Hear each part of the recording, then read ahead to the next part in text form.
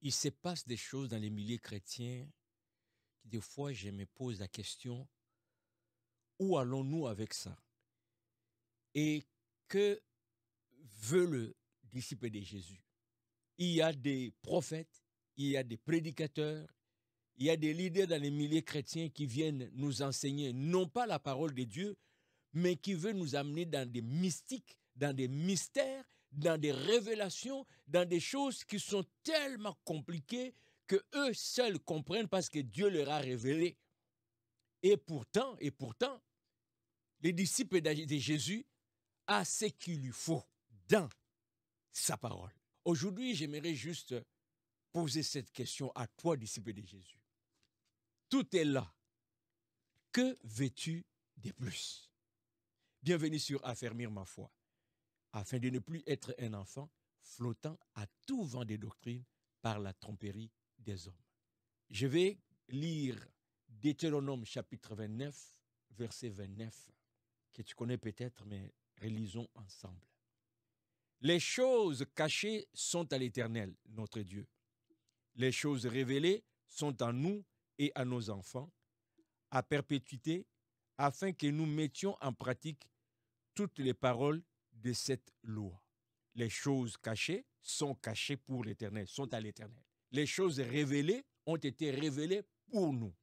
Le Seigneur Jésus, à la fin de sa vie sur la terre, lorsqu'il donne la mission à ses disciples, il dit « Enseignez-leur, allez faire des disciples, enseignez-leur à observer tout ce que je vous ai prescrit. » Rien que par cette parole, mon frère, lorsque le Seigneur dit « tout ce que je vous ai prescrit », nous pouvons aussi dire, ou l'interpréter d'une autre manière, dire « allez raconter, allez leur enseigner ce que je vous ai déjà enseigné, tout ce que je vous ai déjà dévoilé, tout ce que j'ai déjà mis à nu à votre connaissance. » Il n'est pas question d'aller enseigner des choses que nous allons imaginer.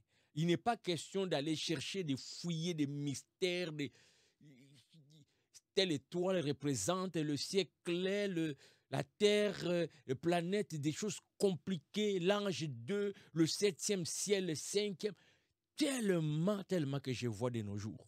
Et surtout avec la vague des prophéties ou des prophètes. J'ai vu dans telle avenue. J'ai vu, et ils sont même capables de dire, tel que tu es là, tu portes un sous-vêtement de telle couleur. Bien-aimé, bien-aimé, bien-aimé. Où allons-nous avec ça? Pourquoi voulons-nous des choses qui ne sont pas révélées? Et ce qui m'étonne, c'est d'entendre le prédicateur ou le prophète dire, est-ce que vous voulez que je vous choque? Et l'assemblée de répondre, oui prophète, choque-nous. Et tu vas entendre des commentaires, va en profondeur, va en profondeur. On l'encourage.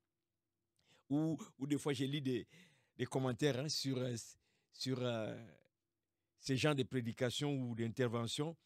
Tu vas voir quelqu'un écrire, ça c'est les choses des gens matures, ça c'est la profondeur. Avance Dadi, ça c'est la profondeur. Vraiment, des faussetés, des choses inutiles, purement du théâtre, de l'amusement, mais par les commentaires, je peux sentir comment ces frères qui écrivent, cette soeur qui est excitée, pour lui, il est en train de découvrir, d'apprendre. Il y en a même, dans certains cas, j'ai vu, si quelqu'un écrit un texte biblique, enfin une référence biblique pour démolir ou pour démontrer ce que l'apôtre dit, ce que l'évangéliste, ce que le prédicateur dit, c'est faux. Et les gens l'attaquent en disant, tu ne comprends pas la profondeur de ce que tu lis. Avance Dadi. Ça, c'est la profondeur. Ce n'est pas aux petits enfants. Ça donne l'impression que cet homme est entré dans une dimension extraordinaire, que seul lui a eu le privilège d'y aller, et les gens les regardent avec étonnement, la bouche grandement ouverte pour avaler tout ce qu'il crache, alors que nous avons tout ici. Et le Seigneur dit, enseignez-leur ce que je vous ai prescrit. En d'autres termes, ce que je vous ai confié, ce que je vous ai communiqué, c'est connu. Vous avez juste à répéter ça aux autres. Deutéronome que nous venons de lire dit clairement, les choses révélées sont à nous. Les choses cachées sont à Dieu. Et encore ce texte de la Bible, dans Jean chapitre 20, verset 31, on va faire la lecture. Voici ce que l'apôtre Jean dit alors qu'il est en train de conclure son livre.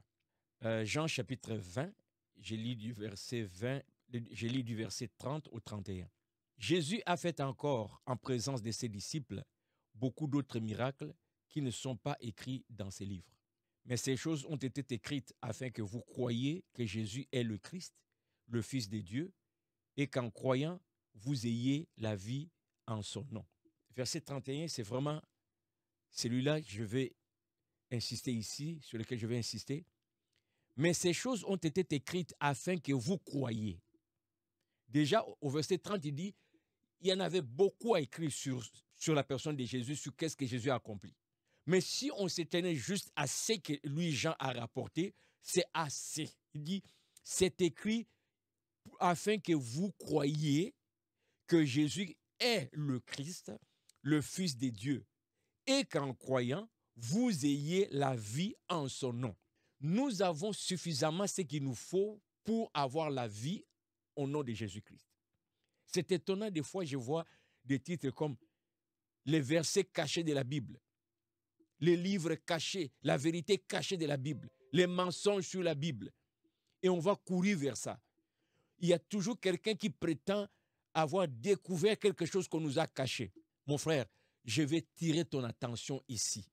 Méfie-toi de ces gens-là qui te font croire qu'ils ont reçu une révélation que tu n'as pas. Ne sois pas consommateur des choses qui ne sont pas révélées. Ne sois pas derrière ces mystères. Regarde, le Seigneur, Adam et Ève sont créés, ils sont dans les jardins d'Éden. L'Éternel leur donne tout, sauf un arbre. Et comme nous savons, la chute, c'est quoi?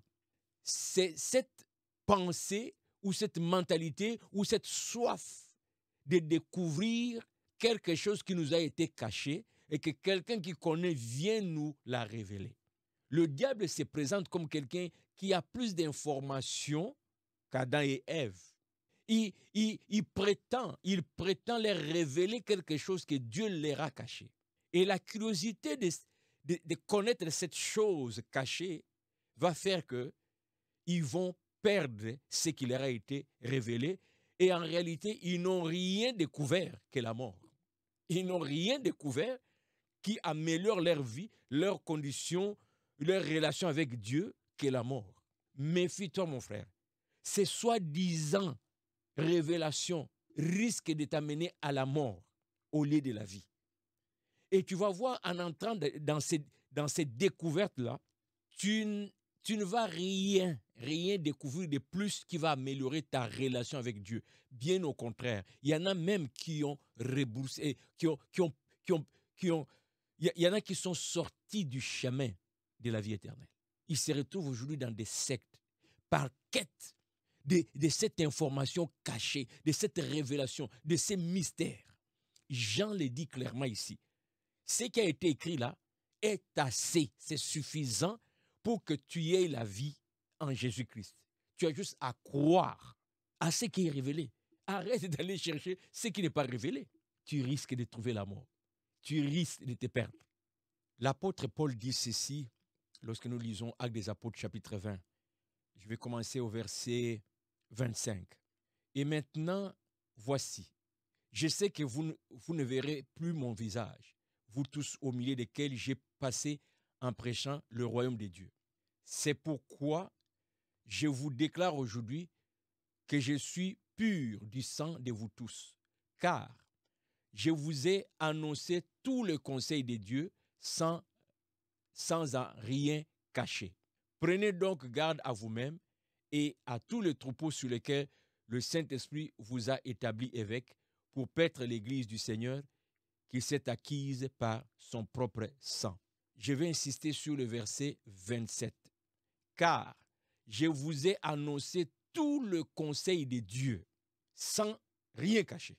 Si nous lisons les épîtres de Paul, Tout ce que le Seigneur lui avait révélé, ce qui est nécessaire pour que toi et moi nous puissions avoir la vie éternelle en Jésus-Christ, est là, là. C'est que Dieu voulait que nous puissions recevoir pour déclencher la foi. L'apôtre Paul, à la fin de sa vie, ou du moins dans les contextes ici, vous allez lire, je vous laisse les devoirs, Actes des Apôtres, chapitre 20, allez lire le contexte. Mais je prends cette parole. Il dit, je vous ai annoncé tout le conseil de Dieu, sans rien cacher. C'est là. Pourquoi vas-tu courir derrière ces gens qui prétendent avoir reçu une révélation? Et des fois, quand on leur montre les écrits, ils vont fuir en disant, vous ne comprenez pas ce que vous lisez. Lui, il a une autre explication. Dieu lui a révélé. Si vous n'êtes pas un étudiant de la parole de Dieu, ces genres de personnes vont vraiment vous dévier de la foi. Je t'encourage, mon frère, ma soeur ici, qu'il n'y a pas à aller chercher ailleurs. Tous les conseils de Dieu nécessaires pour ta foi, pour ton salut, c'est déjà dévoilé. Ne va pas chercher les choses qui sont cachées. Si c'est caché, c'est pour Dieu. Et il l'a révélé à personne. Que personne ne prétende que les choses révélées, Dieu a révélé à lui. Non. Ce qui te faut, tout ce qui me faut, c'est révélé, c'est là. Apocalypse chapitre 22, je vais commencer la lecture au verset 18. Je le déclare à quiconque entend les paroles de la prophétie de ces livres. Si quelqu'un y ajoute quelque chose, Dieu le frappera des fléaux décrits dans ces livres. Et si quelqu'un retranche quelque chose des paroles du livre de cette prophétie, Dieu retranchera sa part de l'arbre de la vie et de la ville sainte décrit dans ces livres. Celui qui atteste ces choses dit « Oui, je viens bientôt ».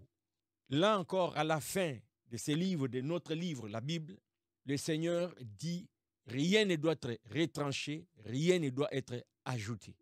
Tout est là pour notre foi. » Si vraiment c'est ton salut que tu cherches, mon frère, ma soeur, tout ce qu'il faut pour susciter ta foi, pour croire, pour croître dans la foi, est là dans la Bible. Que veux-tu de plus? Tout ce que tu as à faire, un peu comme Dieu, notre Père, avait instruit Josué, que ces livres de la loi ne s'éloignent pas de ta bouche, médite-les jour et nuit.